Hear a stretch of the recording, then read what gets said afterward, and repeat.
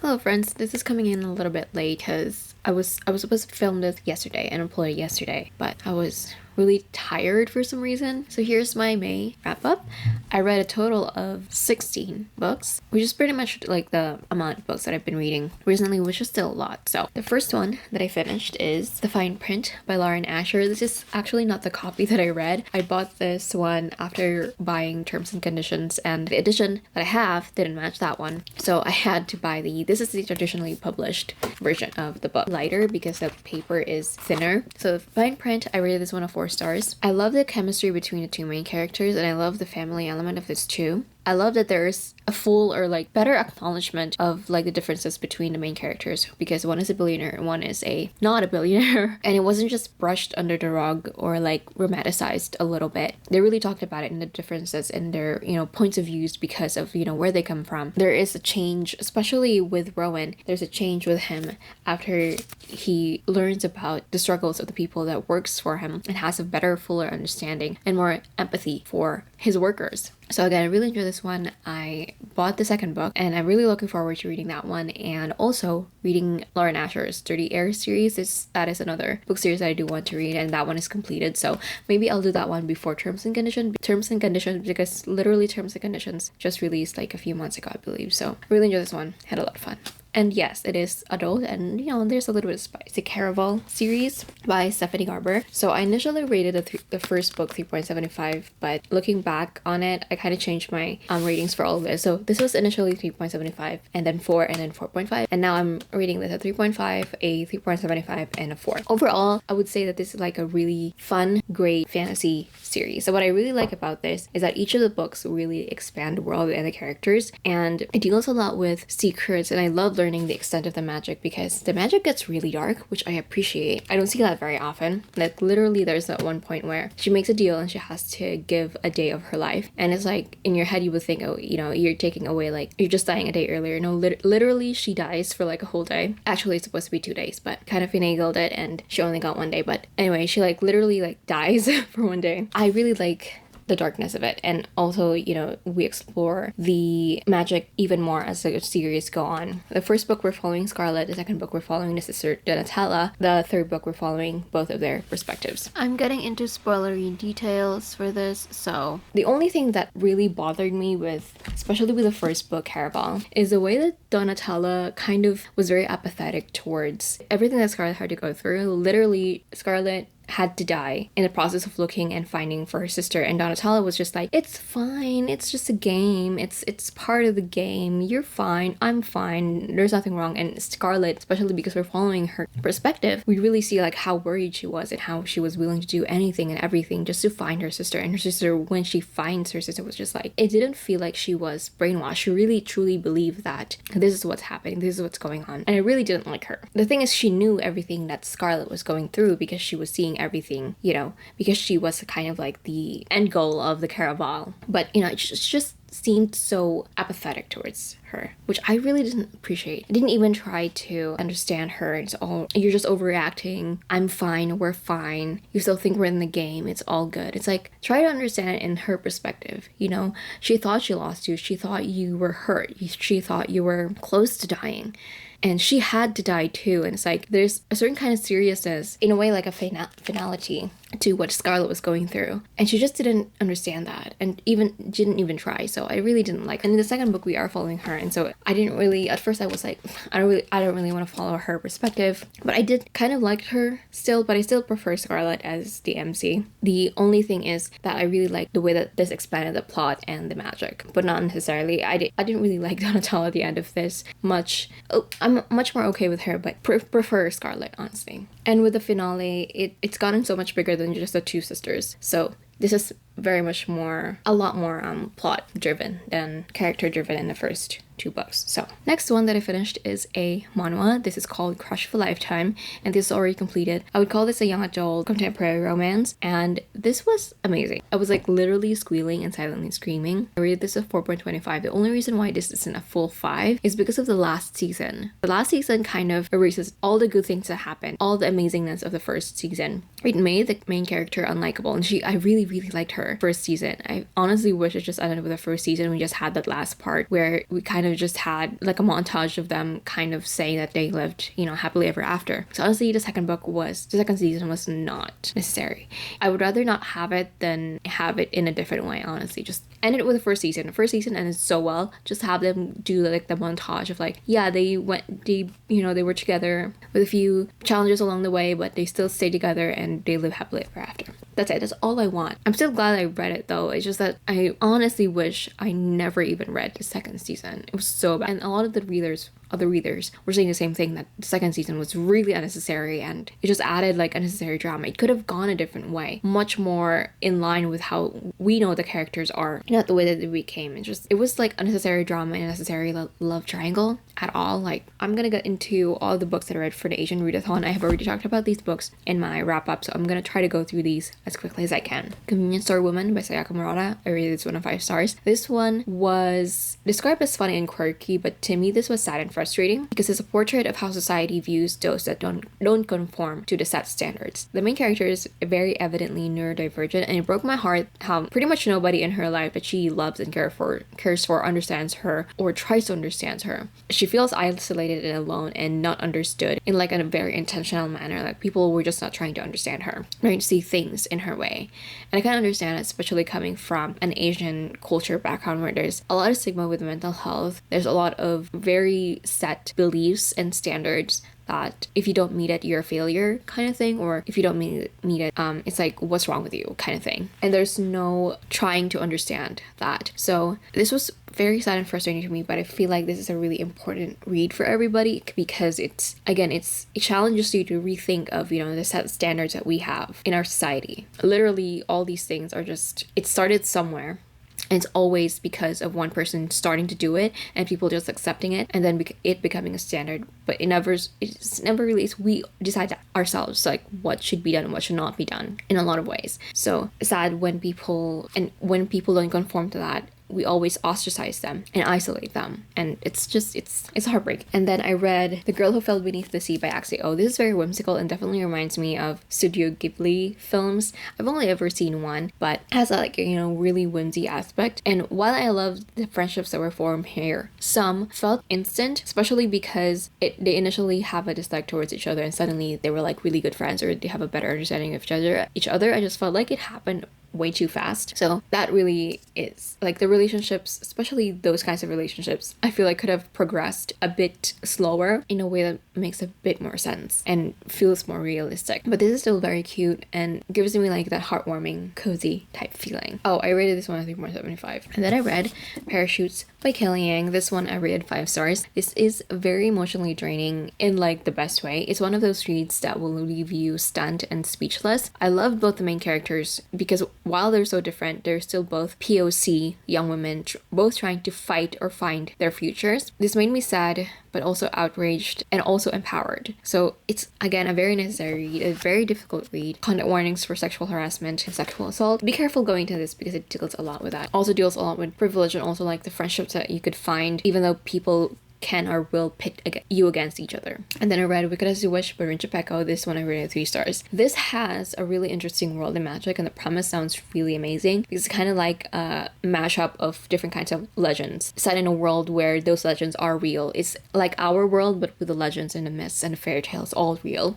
I found that there were too many characters introduced at the same time and I wasn't really like able to discern who was who until like the very last, like close to the end, like the very last few pages of this one, because some of the characters were not very distinct from each other. There weren't really like enough kind of exploration of each of the characters to make them distinct. And while this is very action-packed, I felt like it didn't really add on anything to like the story or the characters. Like there's very minimal development in terms of like the plot, the characters, and the relationship. So it's very action-packed, there's a lot of happening, but it doesn't really add on anything of like substance to any aspect of the story. Very minimal. So unfortunately I wanted to like this one because the premise sounds very amazing, especially because the main character is Filipino, the author is Filipino, but just the entire thing just fell flat to me.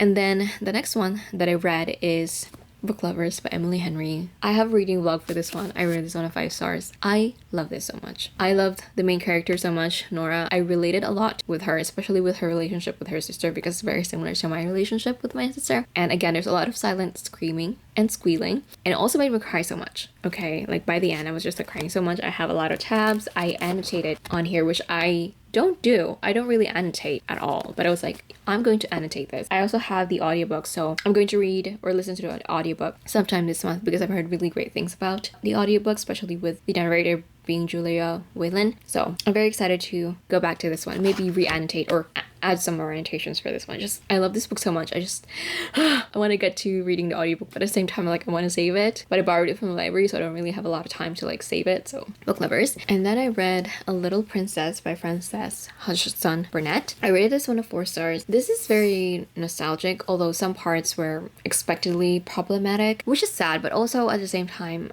whenever there's like a classic and there's like really problematic stuff in here, I'm always wondering like, why can it be edited out? Especially for like middle grade books like this. Like for us adults, we will recognize, you know, the outdated beliefs, but the children don't. But children don't really understand that fully, and some of them don't really read these books in like an educational aspect where they have like teachers, guardians who will tell them of, you know, and talk about them about the problematic aspects of it if they do. So to me, it's like, these things definitely need to be addressed and discussed, not just edited out and not like really talked about. I felt like there could have been like notes that, you know, edits were made because it contains this, and, you know, the fuller explanation of what some of the edits are and why, all that. So I don't know, just a lot of people have like, you have to preserve, you know, story itself, and it reflects society back then, but then you don't really find like notes about, oh, this book contains problematic aspects, and discuss, you know, why they're problematic and what could be done, etc., and why those edits were not removed, or those edits were not made or were made, etc. I don't know, I feel like there could have been things like that on here. Anyway, so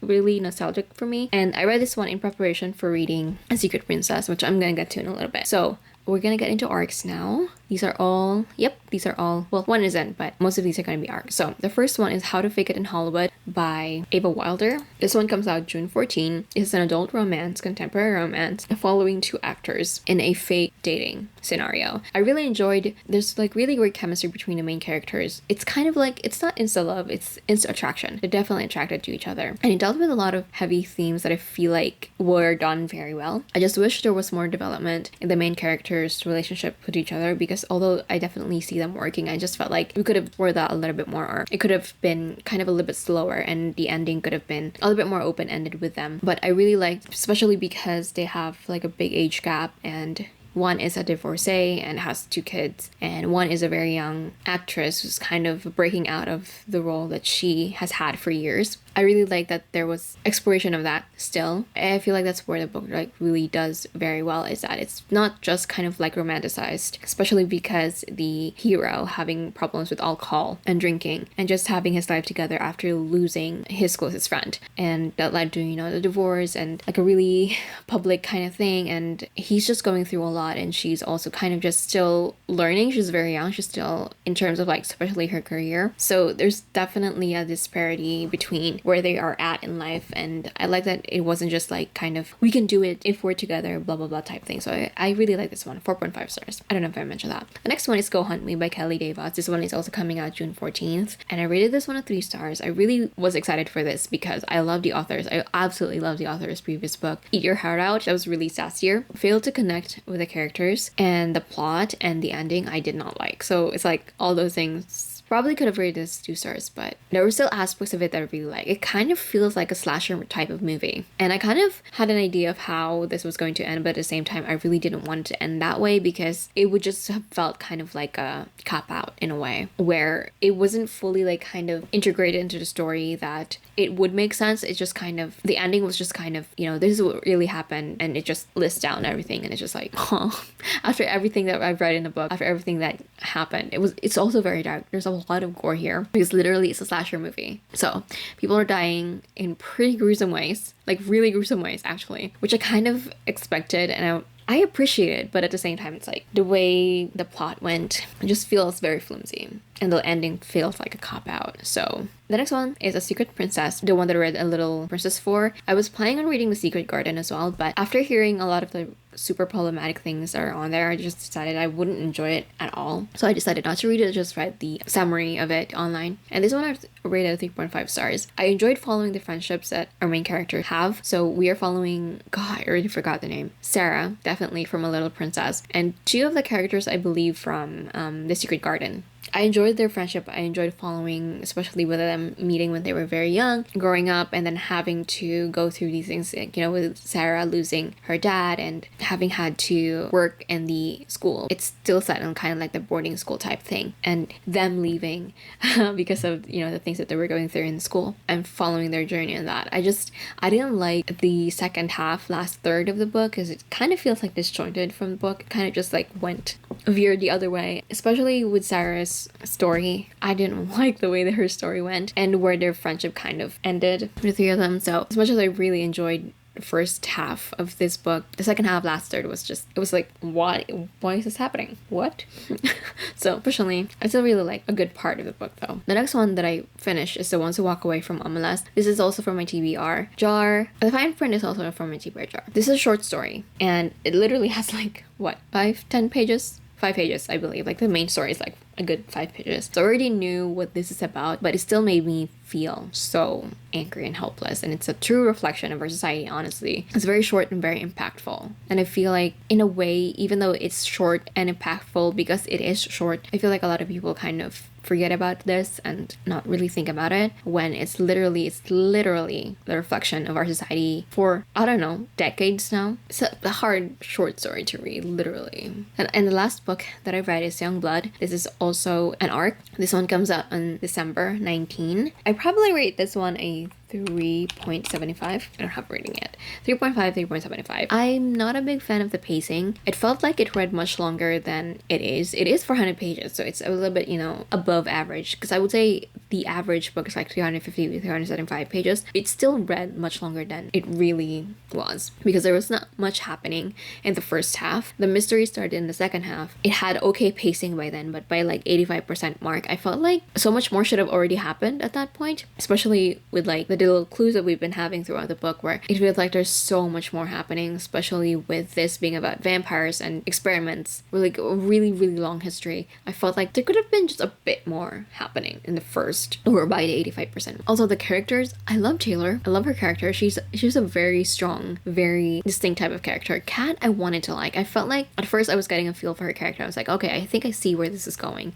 But eventually she was hard to understand, because her character felt all over the place, and not in like an intentional way that her character is all over the place. The way she was written was all over the place, and I feel like she was supposed to be an all over the place kind of character, where she's, you know, trying to figure out what she wants to do, where she wants to go. But it didn't make sense. It didn't really gel very well. It just felt like she was two things at the same time, especially when we're privy to who she is. I felt like there would be a better understanding of her character versus like an outside perspective. So eventually I knew I'd be disappointed with the ending, and I was. It happened way too fast. Like literally we got the bad guys, the end. I liked the relationship that Kat and Taylor had, especially with them being like childhood friends and something happening along the way, and them, you know, not communicating, not knowing about what's happening to each other, and then being roommates years later in this really prestigious, very elite, exclusive kind of school. So yeah, 3.75. A lot of 3.5, I would say. Actually, some good things. The pacing could have been better. Kat's character could have been a bit better, and the way that we got to like the conflict could have been integrated into the plot a little bit better. I wanted to really like this because the promise sounded amazing. So yeah, so those are all the books that I read for May. That is it for this video. I hope you guys enjoyed. My June TBR is up. Thank you so much for watching. I will see you in my next one.